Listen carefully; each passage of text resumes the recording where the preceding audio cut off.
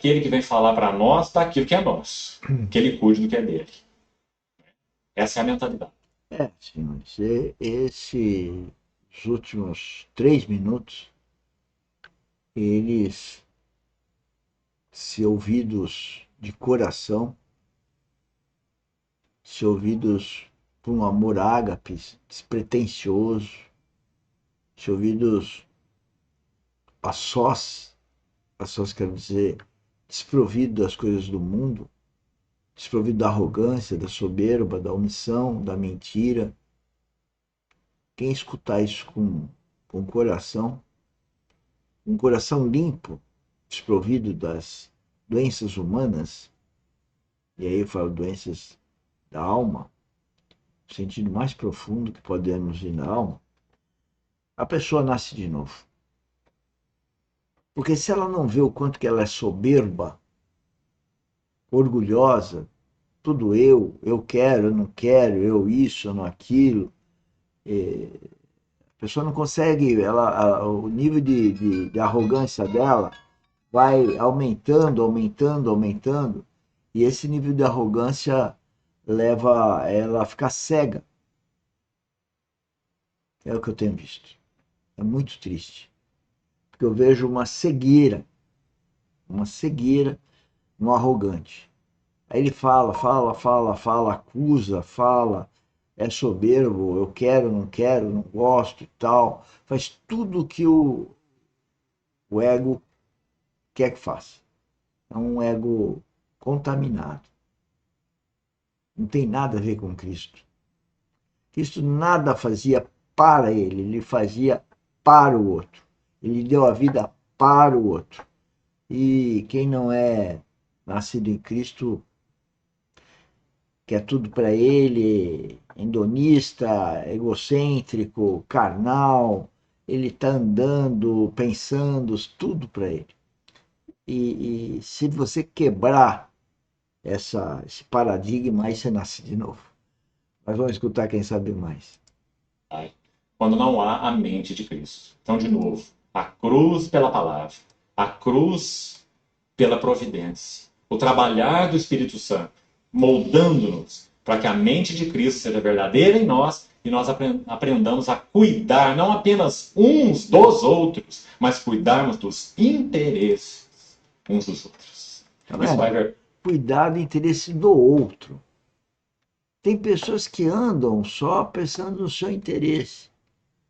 O cristão verdadeiro, ele está preocupado com o interesse dos outros, de acordo, é lógico, com a vontade de Deus, de acordo com a palavra viva, obtendo revelações.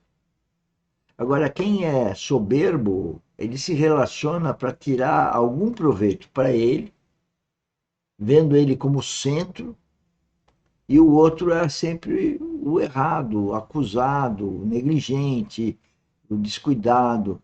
Eles não têm o menor respeito pelo outro.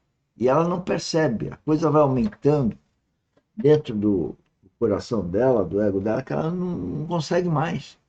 Eu, eu vivo isso. A pessoa não consegue mais enxergar a si própria.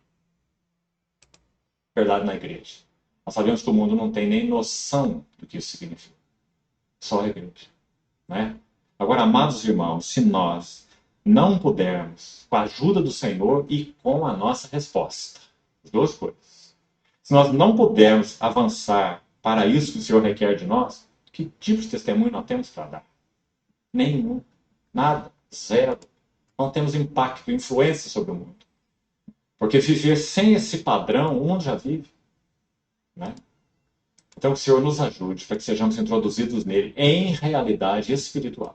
Pelo trabalho da palavra, pelo trabalho da cruz, pelo trabalho do Espírito, trabalhando nossas vidas uns aos outros, nos exortando, nos cuidando, nos pastoreando, para que então nós possamos avançar como Assembleia, neste espírito da mente de Cristo. Do contrário, nós não estamos retendo a cabeça. Está vendo Então, como é interessante? Reter a cabeça em Cristo. Como que eu posso conhecer a mente de Cristo?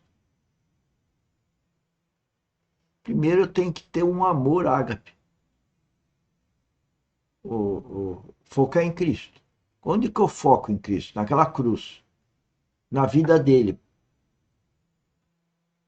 Onde que eu vou conhecer a vida de Cristo? Na Bíblia. Ele morre, eu tenho que morrer com ele. Espiritualmente falando, ele morre para o mundo. Espiritualmente ele morre para o mundo. Então ele não tem os valores do mundo. Ele morre para o mundo. Ele não tem os afetos do mundo. Ele morre para o mundo. E aí ele ressuscita.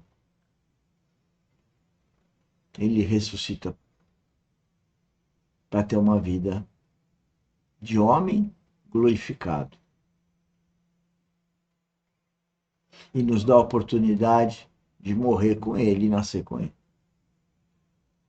E aí nós entramos num processo onde que nós vamos conhecendo a mente dele, porque o Espírito Santo, ao habitar o nosso coração, ele vai nos guiar espiritualmente à mente de Cristo.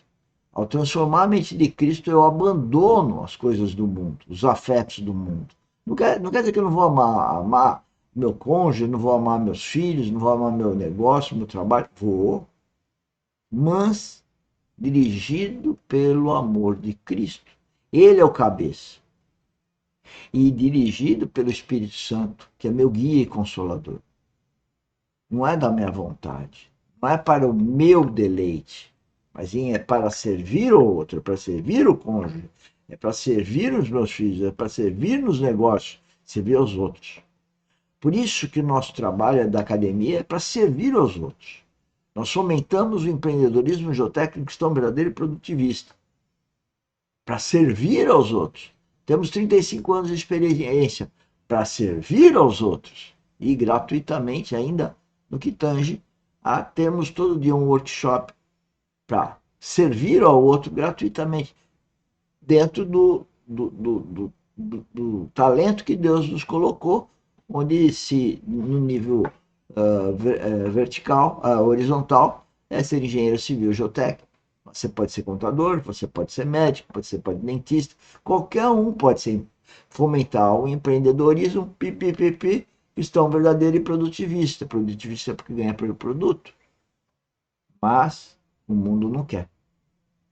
O mundo não quer. O maligno não deixa, porque sabe que essa é a porta de entrada da vida cristã, daquele que já está encampado pelo inimigo, se deleitando no mundo. O versículo 5.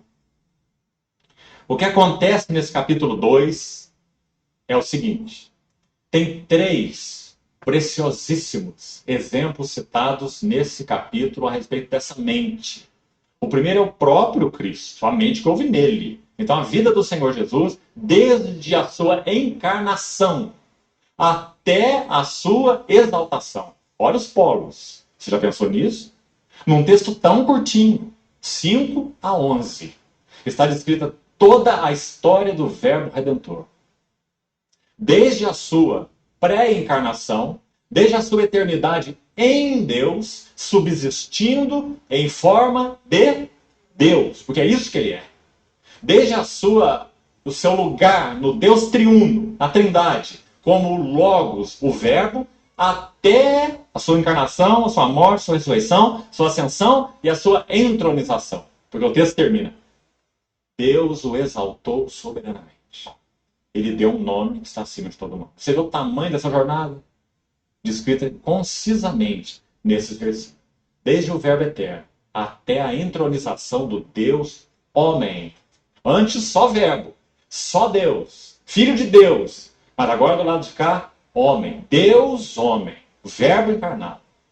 Então toda essa trajetória foi descrita aí como o que significa ter a mente de Cristo. Qual é a mente de Cristo? Então vamos dar uma olhada também em alguns aspectos aqui. Tende em vós a mesma mente. Algumas traduções dizem sentimento. Mas a palavra adequada é pensamento ou mente. Tende em vós a mesma mente ou mesmo pensamento que houve também em Cristo Jesus. Qual foi? Pois ele, subsistindo em forma de Deus, Nós não vamos entrar nos detalhes dos quais nós obtemos ajuda, e muita ajuda, através dos eruditos, sobre algumas palavras aí importantes no original, o sentido delas, mas se você fizer isso, você vai ganhar muito.